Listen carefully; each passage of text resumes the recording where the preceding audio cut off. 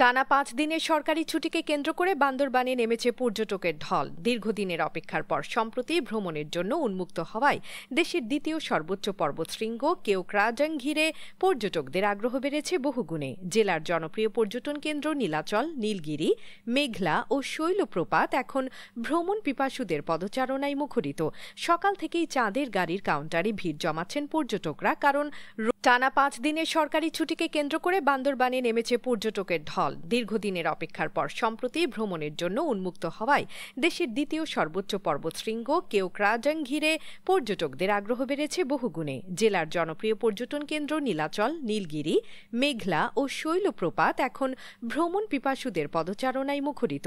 সকাল থেকেই চাঁদের গাড়ির কাউন্টারে ভিড় জমাচ্ছেন পর্যটকরা, কারণ রোয়াংছড়ি, রুমা ও থানচির দেবতাখুম, ডিম পাহাড়, বগা লেক, তিন্দু ও বড় পাথরের মতো স্পটে যেতে এই যানবাহনই প্রধান ভরসা। এদিকে বিপুল সংখ্যক পর্যটক আসায় জেলার হোটেল, মোটেল ও রিসোর্টগুলোতে আগাম বুকিং ছাড়া কক্ষ পাওয়া যাচ্ছে না। স্থানীয় ব্যবসায়ীরা জানিয়েছেন, সরকারি ছুটির কারণে পর্যটকদের চাপ বেড়েছে এবং প্রায় সব রুমই অগ্রিম বুকিং হয়ে গেছে। হোটেল, মোটেল মালিকদের মতে টানা কয়েকদিন এই ভিড় অব্যাহত থাকবে। বান্দরবান আবাসিক হোটেল রিসোর্ট অনার্স অ্যাসোসিয়েশনের নেতারা বলছেন, দীর্ঘদিনের মন্দা কাটিয়ে পর্যটন ব্যবসায় নতুন প্রাণ ফিরছে। রাজনৈতিক অস্থিরতা বা নিরাপত্তা জনিত সমস্যা না থাকলে এ খাত আরও সমৃদ্ধ হবে বলে তাদের আশা। পর্যটকদের নিরাপত্তা নিশ্চিতে ট্যুরিস্ট পুলিশও সক্রিয় রয়েছে।